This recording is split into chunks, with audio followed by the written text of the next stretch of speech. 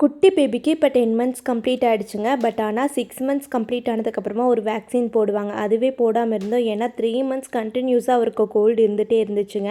இனி விட்டால் போட முடியாமலே போயிடும்னு சொல்லிட்டு அவருக்கு ஒரு 1 வீக்காக கோல்டு இல்லாமல் நல்லா தான் இருந்தாருங்க. போய் போட்டுட்டு வந்துடலான்னு சொல்லி கிளம்பி வந்துட்டோம்.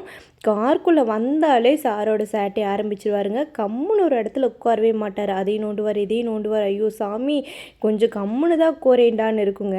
பட் உட்காரவே மாட்டார். அங்கேயும் எங்கேயும் வேடிக்கை பாருன்னா அதுவும் பண்ண மாட்டார்.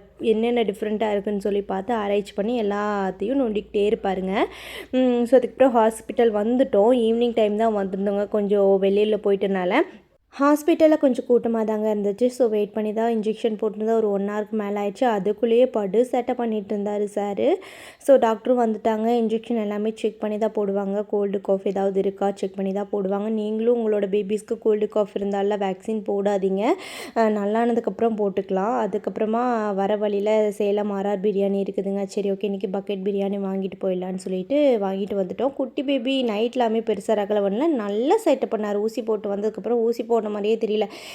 என் தங்கம் உனக்கு வேக்சின் போட்டாங்களா இல்லை வேறு ஏதாவது ஊசி போட்டாங்களா, அந்த மாதிரி தான் நான் டைலாக் பேசிகிட்டு இருந்தேன். காலையில் ஆனால் ரொம்ப ரகலை பண்ணாருங்க. ஃபீவர் வந்துச்சு, காலும் கொஞ்சம் வீக்கம் இருந்துச்சு. நைட்லாம் தூங்கிட்டாரு. பட் காலையில் நல்ல ரகலை.